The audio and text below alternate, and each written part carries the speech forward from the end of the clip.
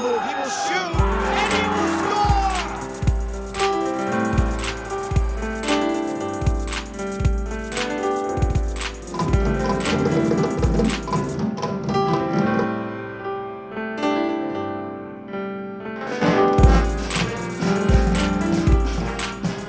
Welcome back, everyone. This is our first show of this new 2018-19 school year. It's very exciting to be back. The schools are buzzing. We had an amazing summer full of learning and fun. Over 1,500 of our students participating in different programs around our city and around our district. And now we have a new school year upon us. And, It's amazing. We're already into mid-September, isn't it? It's unbelievable. But it's, you know, the schools look wonderful. There's so much good teaching and learning going on and just a lot of fun. And that's a big reason for this is because of the wonderful staff that we have here in the Somerville Public Schools. And today we actually have some new faces with us and some faces who are old faces but in different roles. And so we're going to do a little introduction of some new staff in their roles. Susana? That's right. This is always a really special show for me because it's really nice to introduce all of the people that are new to our district or are kind of serving in a new role, new and exciting role for them. So let's meet our guests really quickly. We have Jeff Curley, who is the Chief of Staff for the Superintendent's Office. Next to him is Jenna Cramer, the Interim Principal at the Healey School. Thanks for joining us. And then we have Felix Caraballo, who is the Assistant Principal at the Capuano Early Childhood Center. Thanks for joining us. And Glenda Soto, who is the Interim Principal at the Argenziano School. Thank you. Glenda and Felix have been in with our district for a number of years, and Jeff joined us last year and Jenna this year. So it's really a nice combination of folks. Why don't we start by you just sharing with the audience what your role is and what types of things brought you into Somerville Public Schools and into public education. Felix, would you like to start? So I have been in the district for 12 years. I started being a science teacher in the two-way bilingual program. Then I became redirect teacher, and now I am the assistant principal at the Early Childhood Center, Michael A. Capuano, and it's very exciting. I am full throttle assisting the principal and all the initiatives that the school has already going on. And you actually were part of the leadership program that the district offered as well. Yeah, I was product of a leadership program through American International College, and they came to the district and we took our classes and we graduated with a certificate of advanced graduate studies. That's great. What is that like going from the East, which is our big K-8 school, to the Capuano, where you have all the babies?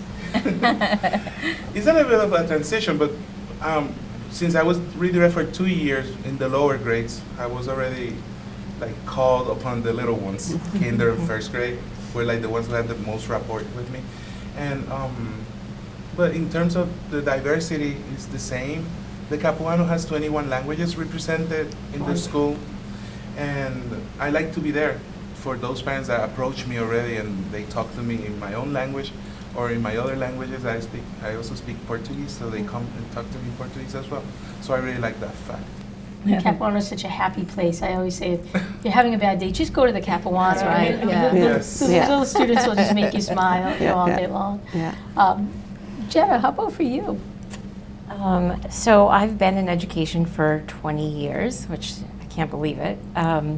But I've been an instructional leader for 10 of those years. So what drew me to Somerville to be a principal is that, working in urban districts is something I'm really passionate about, and equity is something that I really like to look at data cycles and really look at kids who are struggling and try to work with teachers to find a way to improve students' growth and students' learning. And what I really liked about Somerville is that things are in place to really make that happen. So sometimes you can work in a district where you just feel like you don't have the supports and there's lots of needs. But here there's just so much support and so many people with the same mission of equity. And so it feels really good to sort of be on that, be in that place where everybody's working towards making sure kids are learning, and kids who are struggling or kids who have learning needs or kids, that everybody wants every student to succeed. And so I love that about Somerville. So. Now, I know it's only 2 weeks into the school year. Three. It's going by fast. Yeah. Is there anything that has really struck you about this community? since in the time that you've been here? You know, one thing I even had said to Mary today is I'm always amazed at sort of the initiative of the staff. Just saying, like, you know, I noticed that these, you know, in the cafeteria we could be doing this better, and then the paraprofessional writes up a proposal and sends it to me. That's awesome. And or you know, I'll go to an instructional leadership team meeting, and you know, we'll say, you know, we could look at this data. This would be helpful. This would be helpful, and then people will send it to me. So people are so committed that the follow through and the extra work that people put in, I'm still sort of like just almost in awe. I'm still like feel like I'm in Wonderland over it because it's just so That's great to have that. I mean, people feel not only are they committed to equity, but they feel like it's possible, and everybody is working really hard, and everyone will follow through, and it's really a good team and it's very collaborative. So That's great. It's Yeah. good to hear. As we were walking today around the Healey, you know, we talked quite a bit about how the teachers just take such wonderful initiative at the Healey, and how as we walked through the classrooms, everyone was focused, the students were engaged, they were having fun learning, and you know, the staff was working hard, and you know, that's just that's really a principal's dream to come into a school like that. So That's right. well, we're very fortunate to have you aboard. Thank you. I'm happy to be here. That's great. And Glenda, I guess you're like the veteran here now. So what can I say? I mean, Felix and I have known each other for a very long time, and Felix back in 2007 decided to move to Boston and come to Somerville, and 3 years later he called me up and he's like, there's a position in the dual language program, do you want to take it? And I was like, yes, I'm leaving. Yep, I'm up for it. My girls came to Somerville, and they were students at the Argenziano school, so the Argenziano was their home. My daughter, Sophia, was actually in the newcomers classroom for the 2nd grade. So the Argenziano is very dear to my heart for that reason, because it was the home for my children. They're now at the high school and having lots of fun there. But I mean, this is my 20th year in education as well, so this is a very exciting way to kick off the year. I'm really excited. Our staff is thrilled. We're happy. The kids are happy. So public education, I started back in New York City in 1998, a long time ago. And I moved back to Puerto Rico to work in a private independent school, but public education is a passion. You have to be passionate about the kids and about making a difference. So I think that's what brought me back to Somerville, and it's a great place. I can't complain. I mean, I'm so happy, and the community at the Argenziano is amazing, and the kids that we're serving at the Argenziano are so special. So very happy. And so, you know, as you transitioned from your role as the assistant principal into now your interim principalship, what's different for you this year? It's very different, extremely different. The pressure is on you. The pressure is on me now, and I can feel it. You know, you want to make the difference for every single child that walks through the door. So that's a lot of pressure on one person. And you also have your staff. You know, you're building capacity. You're building professionals, and it's a lot of pressure on one person. But I'm there because I want to do it. I care a lot about the kids. I love my staff. They're a great team to work with. So I'm really excited about it. It's very, but it's also very rewarding when you see your kiddos when they come in and they see that you can talk in Spanish and you're the principal of the school and you're talking to them in Spanish. They're like, oh my God. So that's very rewarding, you know, that they can at least, you know, connect and see that person that is high up. It's just, you know. So that's very special. Yeah, the intrinsic rewards of public education really can't be matched. Yes. Yes, yeah. And JC, you've had a big change from last year where you were a fellow for the superintendent, for me, to now moving into a chief of staff. And so what is a chief of staff? That's a great question. It's a new position here, so in many ways it's exciting to be helping kind of shape that position. You know, as a Somerville parent and one with 2 little ones that'll be coming along soon, I'm excited to have a chance to work with our principals, work closely with our school committee to make sure that, as Principal Cramer said, the aim of equity, and as Principal Soto said, the serving all children is something that our school committee understands and supports, that our policies and practices can support. And I see myself really as a resource for these guys and for the superintendent to make sure that that happens. Excellent. From a personal standpoint, for me, it's been really great to have Jeff on board and to be partnering with all of us in our work at the district level and bringing a different lens to it, a new lens to it. Absolutely. So there's a great benefit there for us as well. I think they don't have to deal with me as much. No, it really is. I miss you, Mary. It is wonderful, wonderful, having you aboard and just to see all of your work with the out of school time that has now really translated across our system into, real meaningful change around equity and access for our middle school students.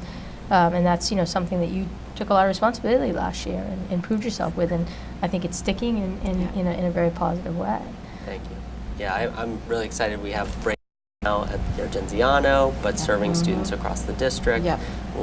2 sites with citizen schools, coming to the Healey next year, hopefully. So we know there's a great need there, and it's exciting to see it really taking form and serving hundreds. Yeah. So as we sort of think about, there's so many exciting things going on in all of our schools. But each of you may have 1 or 2 things you'd like to talk about specific to your school that excite you, that you want parents to know about. When you think of that, what comes to mind for each of your schools?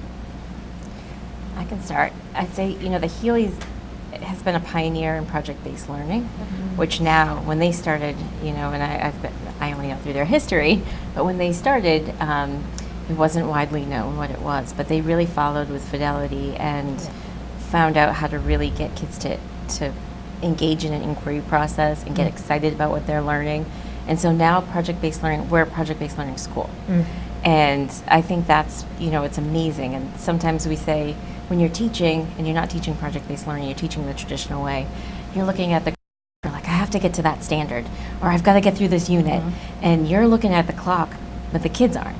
Right? Yeah. But when you have project-based learning, the kids are like, we have to get back and finish this, or like, we need to get in the library and do this. And you hear the kids talking about it in the hallways. And so they go through those standards because they want to. And so that's really exciting. And then we're starting a new program with all of our half days where the kids will get to engage in some kind of community service project to beautify the Healey. So we're putting ponds in the garden. The kids will do that. We're doing murals, 3D printing projects. I think I told you there might be a flash mob. I heard the rumor. I heard Flash the rumor. mob. I'm very supportive of flash mobs. Yes. So some really kind of innovative, exciting things that we'll be doing on the half days, and the whole school's involved. So everybody's joining it, picking a project or leading a project and joining it. And then there's so many resources in the district. So I mentioned it to Jason, and he's like, I have this and this person, and Groundworks. They're like, oh, we'll come in and help you. I mean, there are so many people that can just say, who want to be there and support. It's like, you want to make something happen here, you can do it. Yeah. And so I think that's an amazing thing. It is, the standard line of it takes a village. It actually does take the village here. It is interesting. It's as if we should have coined it, because it is accurate that when you need something or you have an idea about something, you're never short on folks in the community who are willing to come and to help, and especially when it's for our young people. Right. Everybody's so excited about that. So, what about it, Argenziano? So Argenziano has things that we have been doing for a while that excite me a lot, like the service of our English language learners and the newcomers in our building. They're a very special population, and the fact that they're, we can provide for them and look at the whole child, not only help them how to learn language, but also build, an involved citizen in the community. That's something that Argenziano has had for a while, but we're really excited this year. We're kicking off on a new recycling program. We're in the works with it. Jeff has been instrumental in making that happen.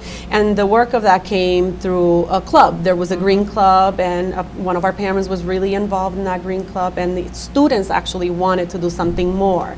They noticed how much garbage was produced in the cafeteria and how many bottles of milk were going into the trash. So from that initiative from the kids came this program that we are looking forward to launch in October. We're really excited about it. There's a lot of training that has to go into the process that involves the students, teachers, and the cafeteria staff. But it's also teaching the kids how to be conscientious about the environment, which is really important. And as part of our roles as educators, it's not only about the subjects, but also about building the whole child. And that's going to be part of that. And we're really excited to kick that off this year. And it's recycling and composting. Right, recycling, which is something completely new because the kids are used to seeing the blue bins around for the paper and in the cafeteria, but now they're going to learn what composting is. And hopefully we can get them to see what happens with that once it goes out of the school and it ends up in the place where it's going to be processed. So that's going to be a great experience for our students. And we actually have 2 schools here represented That's that, right, that are Healey as part of well. that Yeah. initial pilot program that includes 4 And schools I'd across the add to district. that too, so for parents at home watching this, they might not, there's no way you can realize how difficult it is to get little kids to recycle on the scale. So to get them to recycle and get them excited about it is just, it's a big endeavor, but It's like eat recess. Yeah. Eat, I want to get outside. Pour out the liquid here. That's put right. this here, But do it this is so here. important, and I think our feeling was the younger the students, and their understanding and appreciating what they are contributing by taking that extra minute to recycle and compost will just build, a group of students who will be adults who will have that same care for the environment. Responsible, yeah.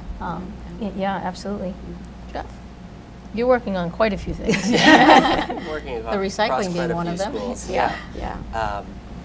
One of the other things we talked about after school and recycling, but one of the other things that I'm trying to look at systemically with our schools is equity in other ways that kids may come to school, transportation, food security, just understanding what community resources or city resources we want to make sure we share. So we open up access and we have students ready to learn and reaching their full potential as much as possible. So there's a lot of data in Somerville, which is another great part of our city, and I think the culture here. There's a lot to analyze and understand, and I think there's some opportunities where we can hopefully bring additional things like the Biogen Foundation support for STEM programming to the district and other things that really make sure kids are ready to go and ready to learn. Absolutely. So for our audience, Biogen Foundation, which has always been such a great support for us, actually donated $10 million to the Cambridge Public Schools and Somerville Public Schools through providing access to all kinds of STEM programming.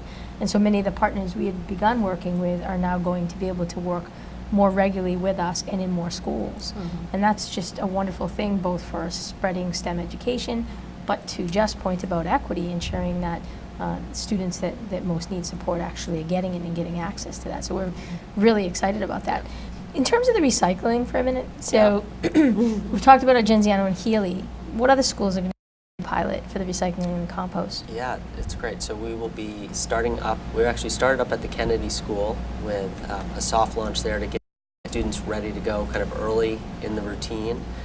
So Principal Hurry has been very supportive and eager to get moving there, and we've had a great start. And then the Brown School is going to be recycling as well.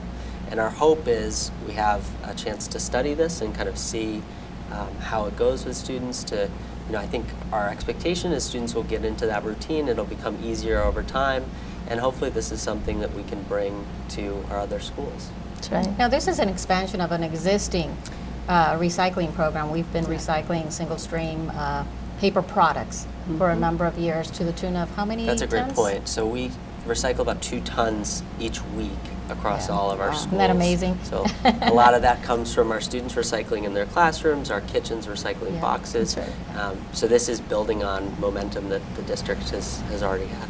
And to Jeff's point, I'm sure it took a year or 2 for kids to get used to that and for staff to get used to recycling. And now it's just kind of an everyday practice. So we'll get there. That's the goal. And then, when I think of the Capuano, there's pre-Ks and kindergartens in our other buildings, but the Capuano is our early childhood center. It's the place where it starts for so many of our families. It's their first entry to school and for our students. And so what are your hopes, for students at the Capuano?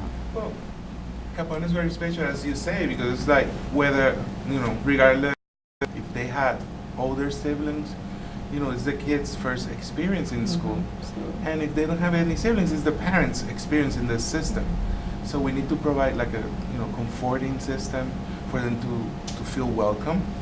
So as part of, thinking that same line of thought, we, as part of our Instructional Focus. So we're working on equity, creating equity in the spaces in the school, not only in the classroom but any area around the school.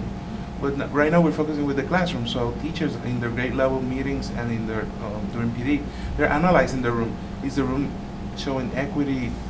Are all students having access to all the information and all the education? And that translates into the parents, because kids talk to their parents, and then parents realize that their kids are being appreciated and they feel appreciated. And we always try to have someone in the main office, whether Cheryl or me, like always welcoming any person who comes, not only the secretary. So even if we're in our offices, if we hear somebody come in, we step out. It's all in that same idea, like people need to feel welcome. And I have this idea coming from the East also, because the East has that idea like everyone is welcome. So it's and I know it's a district idea to have everyone feel welcome and everybody has access regardless of any situation. Absolutely. I mean, and what you're speaking about is family engagement. Right? It's that sense when you come into a school, what that school feels like. Yeah. And so, you have an audience of parents, now as school leaders in district staff. And so what would you like to share to them about what your feelings are about parents and family engagement? And, in your particular schools, what are the kinds of things that you're doing to ensure that we have that sense of welcome and belonging? I mean, there are different things that are done throughout the year. I mean, I think communication has to be two-way. Parents need to know that there is open door at all times. We need to sit down and discuss things. And, you need to keep parents informed and engaged. Throughout the year at the Argenziano, we do multiple activities to bring the families together, the concerts, the heritage night. And those are the little things that teachers do, some activities in the so that they can see what the products that the students created. Like you said before, it takes a village, and it totally takes a village, and that village is not going to function in partnership between the schools and the families. So it is key to the progress of the students, and I think the open communication and the engagement in activities is key to getting the parents, involved in the school. Very much about the human connection, isn't Yes, it? it's a lot about human connection. Not just about yeah. sharing information, Yeah. but also being willing to listen Yep. and to bring in different perspectives. Yeah. At the Argenziano, Larry and I, we try to make it so that every morning we're outside in the playground greeting parents.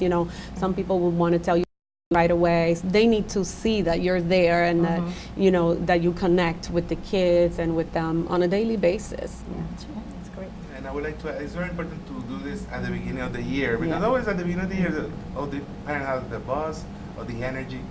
But then as the year goes by, other compromises come in. Yeah. So, but when you tell them these are the things you can help, these are the areas you can volunteer, the PTA.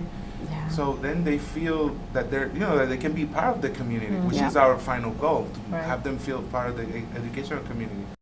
For the Capuanos, especially, because we always have to be creating a new PTA basically every year. We have Yeah. parents there for many years They're only. transitioning. If Right. we're lucky, we have a parent who That's a good starts in point. pre-K and then finishes in K. That's right. So we have to give a lot of flyers, like Glenda said, from day one. When we had our orientation days, we had the flyers with a big PTA, and when people say, "So what is it?" Oh yeah. So then, we explain everything. Would you be interested? It's like basically like selling. It's a selling point, but it's good to take advantage of the energy that the Yeah, parents bring, that's right. and then keep using it during the year. That's right. So we do a lot of similar things. We have events for families. We had a back-to-school block party with a DJ, which was hugely attended. It was That's really awesome. fun.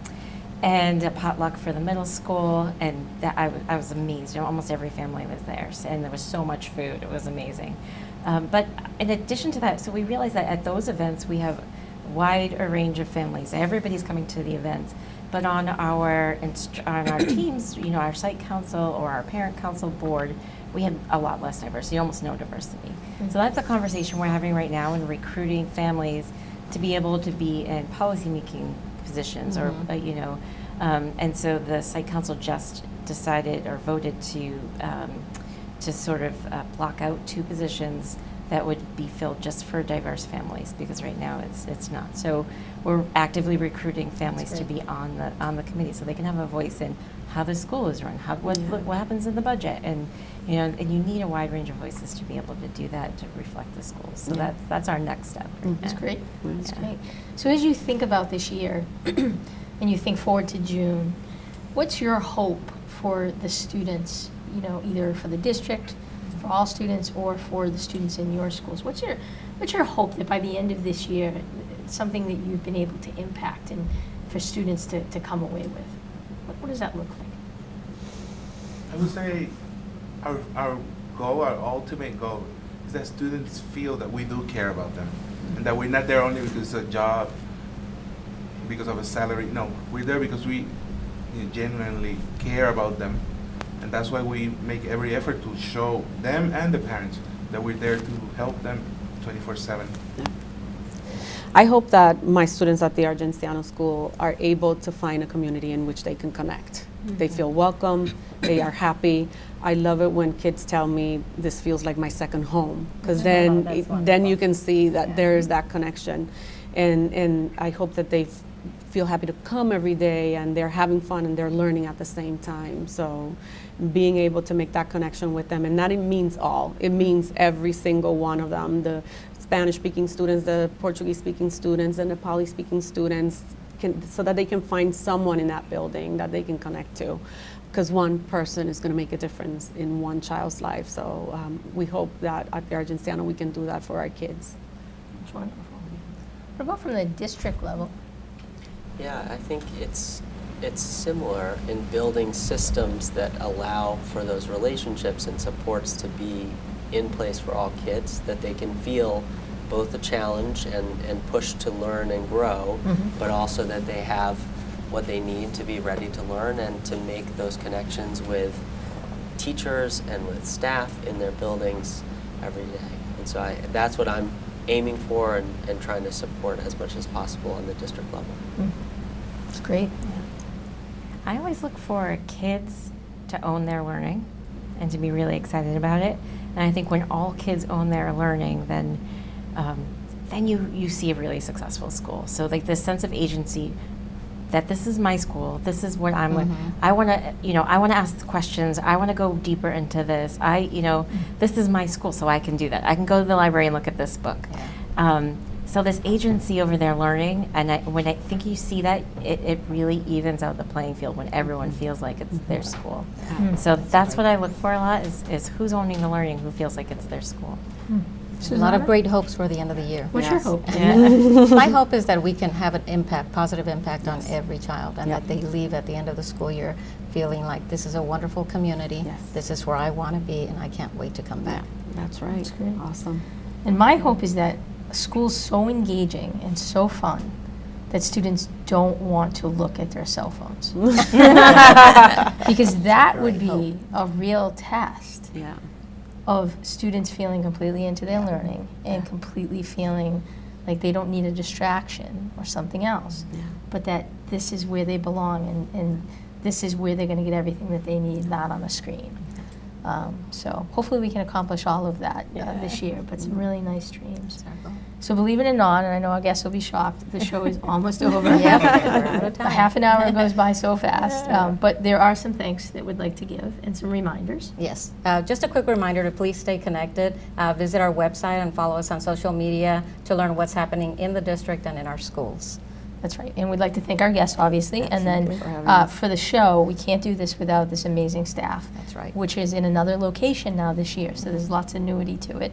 But we'd like to thank Steve DiCarlo, Joe Constantine, Lenny Scaletta, as well as a big thank you to George Woods, who, after 36 years, is retiring and will not be here. He's been a fixture here for us now, since I've come and well before. But we'd like to thank him for all of his years of dedication, and to all of the staff that helps us to bring the show to you every month. So we look very much forward to next month. Please attend the open houses, look at all of the kinds of community events that will be happening, in particular the 2030 Visioning campaign for Somerville. That's right. There'll be more information coming on that, but there's a unique opportunity for everyone in Somerville to be able to give us their best thinking about youth in our city, how we can best serve our youth, and what your hopes for are for your students. So thank you very much, and we'll see you next month at the same time.